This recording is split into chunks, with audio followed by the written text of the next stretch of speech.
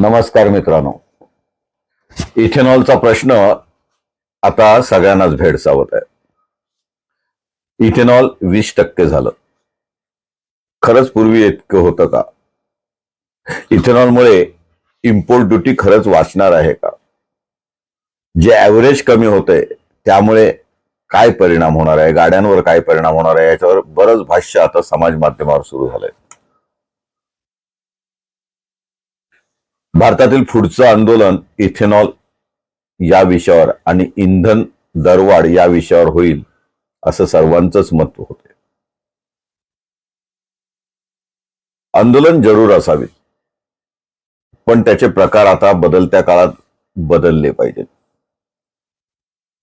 आंदोलन हजारोनी PIL दाखल करून सुद्धा होऊ शकतात, लाखोंनी मेल पाठवून सुद्धा होऊ शकतात. एखाद्या मंत्र्याचा राजीनामा घेण्यापेक्षा शासनाचं धोरण बदलायला शासनाला भाग पडणं, शासनाच्या चुका दाखवून देणं आणि त्यासाठी जनतेचा आवाज म्हणून सनदशीर मार्गाने आंदोलन करणं हे देखील आता काळाची गरज राहिलेली आहे. इथेनॉल बद्दल बोलायचं तर हे एक बायोफ्युअल म्हणून आता पुढे आले. ऊसाचा रस, ऊसाची मळी, साखर कारखान्यातून जाणारं वेस्टेज, धान्य, मका, फुकट गेलेला तांदूळ, अशा सगळ्यापासून इथेनॉल तयार होते. 2013-14 मध्ये 1.5% यापेक्षा कमी इथेनॉल आपल्या पेट्रोलमध्ये किंवा इंधनात असायचं. 22 मध्ये E10 ही पॉलिसी आली, त्यामुळे 10% पर्यंत प्रमाण वाढलं आणि आता 25-26 मध्ये E20 ही पॉलिसी किंवा धोरण घेऊन 20% पर्यंत इथेनॉल वाढलं. इथेनॉलचे फायदे असे सांगायचे सरकारतर्फे म्हणाले गेले की कच्च्या तेलाच्या आयातीवर अवलंबित्व कमी होईल, पण ही फसवी जाहिरात होती. परकीय चलन बचत होते, हे देखील आता सिद्ध होत नाही. शेतकऱ्यांना अतिरिक्त बाजारपेठ मिळते, हे काही अंशी ठीक असलं तरी इथेनॉल तयार करणारे शेतकरी म्हणजे गावठी दारू तयार करणारे शेतकरी नव्हे, हे मोठे साखर कारखानदार किंवा भांडवलदार आहेत. मग ते कोण लोक आहेत? त्यांचा फायदा म्हणजे शेतकऱ्यांचा फायदा नाही. कार्बन उत्सर्जन कमी होते, हे काही अंशी खरंही असेल, पण साधक बाधक चर्चा करून, तुलनात्मक अभ्यास करून शेवटी असंच लक्षात येते की जर इथेनॉलमुळे इंजिन खराब होत असेल, टाकीमध्ये पाणी तयार होत असेल, रबर पार्ट्स खराब होत असतील, कडक होत असतील, फाटत असतील, त्यांचा मेंटेनन्स कॉस्ट किंवा देखभाल खर्च वाढत असेल, तर लोकांचा जो विरोध होतोय तो नक्कीच विचारात घेण्यासारखा आहे. मायलेज कमी होते हे तर सरकारने मान्य केले. जे E20 पेट्रोल वापरतायत किंवा इंधन वापरतायत त्यांनी 10% पर्यंत ऍव्हरेज कमी होते असं सांगितले.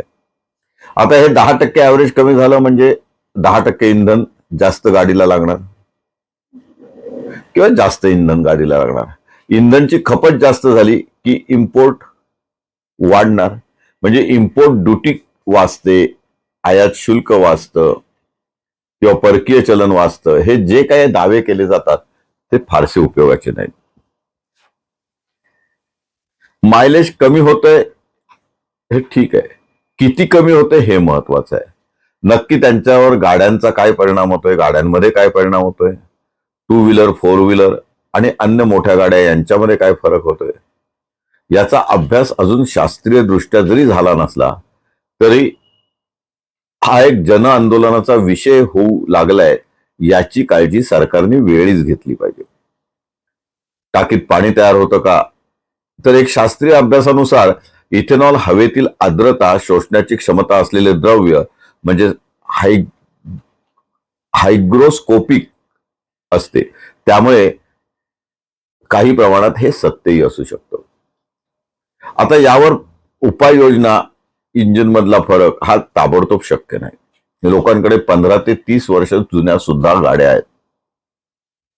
सर्वांनीच काय 25-26 मध्ये गाड्या घेतलेल्या नाहीत, आणि ज्या 25-26 मध्ये गाड्या आहेत त्याला सुद्धा E20 इथेनॉल झेपेलच असं सिद्ध झालेलं नाही. त्यांचे पार्ट्स बदलणे, रबरी पार्ट्स बदलणे, सील बदलणे, ही सगळी खूप मोठी कार्यवाही होऊ शकते. अर्थात कोणती वाहन कंपनी हा मेंटेनन्स अंगावर घेणार नाही, कोणती इन्शुरन्स कंपनी त्याबद्दल पैसे देणार नाही, आणि दिले तरी मनस्ताप आणि वेळ खाऊपणा यामुळे खूप मोठा प्रश्न निर्माण होऊ शकतो. इतर देशामध्ये, ब्राझीलमध्ये E27 सुद्धा वापरले जाते. त्या देशाचा अभ्यास करणं, किंवा अमेरिकेत E10, E15 असे काही वापरले जाते. मग त्या देशात काय परिणाम झालाय याचा देखील तौलनिक अभ्यास केला पाहिजे.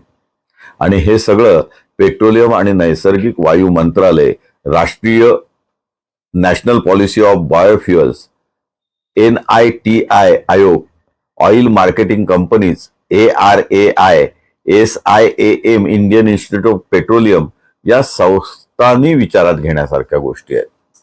त्यामुळे जर काही आंदोलन करायचं असेल, पत्रव्यवहार करायचा असेल, तर या पेट्रोलियम आणि नैसर्गिक वायू मंत्रालय आणि त्यांनी ज्या काही संस्था किंवा समित्या स्थापन केलेल्या आहेत त्यांच्यापर्यंत सामान्य नागरिकांना पोहोचावं लागेल. E0 आणि E5 हे पेट्रोल बाजारात उपलब्ध असणं गरजेचं आहे, कारण ज्यांना परवडते, ज्यांना गाडीची काळजी आहे, त्यांना तो पर्याय स्वस्तात उपलब्ध करून देणं गरजेचं आहे. आणि इथेच खरी मेख आहे. कारण पेट्रोलच्या किमती का वाढल्यात, कशा वाढल्यात याचा देखील अभ्यास करणं गरजेचं आहे. आता 120-130 पर्यंत जर पेट्रोल भरावं लागत असेल, तुम्हाला शुद्ध पेट्रोल मागूनही शुद्ध पेट्रोल मिळत नसेल, आणि शुद्ध पेट्रोल टाकूनही काही अडचणी तयार होत असतील, आणि E20 बद्दल विरोध होत असेल, तर कच्च्या तेलाची किंमत, रिफायनरीज प्रक्रिया खर्च, वाहतूक आणि विपणन खर्च, केंद्र सरकारचे उत्पादन शुल्क, एक्साईज ड्युटी, राज्य सरकारचा वॅट आणि सेल टॅक्स आणि डीलर कमिशन, यामुळे पेट्रोलच्या किमती वाढतात, हे सर्वश्रुत आहे. यातले बरेचसे अधिभार हे आता रद्द करण्यासाठी आउटडेटेड, कालबाह्य झालेले आहेत. ते जर कमी केले तर आजही पेट्रोलच्या किमती कमी होऊ शकतात. हे केवळ पेट्रोलच नाही, डिझेल, गॅस, CNG, ही जे काही सगळे इंधन आहेत त्यावरचे जे अधिभार आहेत ते अनावश्यक आहेत असं जनतेला वाटते. ते जर कमी केले तर आजही पेट्रोल 70 रुपयापर्यंत सहज उपलब्ध होईल आणि त्याच्यात शासनाचा फारसा तोटा नसेल. अर्थात शासनाने यासाठी धोरण राबवणं, आर्थिक धोरणावर विचार करणं आणि शासकीय खर्चात कपात करणं, उत्पादन शुल्कात कपात करणं, निर्मिती खर्चात कपात करणं, ह्या अनेक उपाययोजना आहेत. अर्थात यावर तज्ज्ञ मंडळी अभ्यास करतायत. पण सामान्य जनतेला केंद्र सरकारचं उत्पादन शुल्क, एक्साईज ड्युटी सहज कमी करता येईल असं वाटतंय. वॅट कमी राज्य सरकारला करता येईल, GST आणण्याबाबत चर्चा करता येईल, आणि उपकर, सेस जे लावलेले आहेत, अधिभार लावलेले आहेत, ते मात्र नक्की कमी करता येते.